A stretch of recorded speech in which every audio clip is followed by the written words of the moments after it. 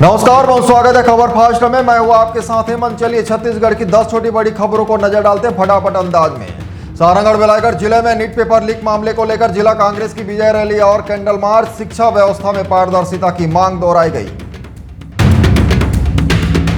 जांजगीर चांपा जिले के साइबर थाना पुलिस ने म्यूल अकाउंट गिरोह के एक और आरोपी को किया गिरफ्तार। बैंक खाते से 1,55,000 का संदिग्ध लेन देन सामने आया। सारंगढ़ बेलायगढ़ जिले के गौ सेवा समिति की प्रेस वार्ता। 27 जुलाई को गौ सम्मान दिवस मनाने की रूपरेखा साझा। गौ संरक्षण का दिया संदेश। रायगढ़ जिले के घरघोड़ा की निर्माणाधीन एससीएल कॉलोनी में चोरी का खुलासा। 3 आरोपी गिरफ्तार। चोरी के प्लास्टिक ड्रम बरामद। सारंगढ़ बेलायगढ़ जिले के घरजरा 1 का आंगनबाड़ी भवन वर्षों से जर्जर। बच्चों की पढ़ाई पंचायत भवन में नया भवन बनाने की मांग तेज।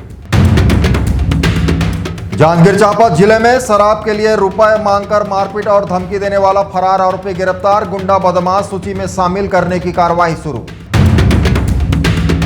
सारंगढ़ बेलायगढ़ जिले में साइबर ठगी से बचने की अपील। डिजिटल अरेस्ट और फर्जी केवाईसी अपडेट के नाम पर हो रही धोखाधड़ी से सतर्क रहने की सलाह। जांजगीर चांपा जिले में निर्माणाधीन मेडिकल कॉलेज का संभागायुक्त ने किया निरीक्षण। निर्माण कार्यों की समीक्षा के साथ परिसर में पौधारोपण भी किया।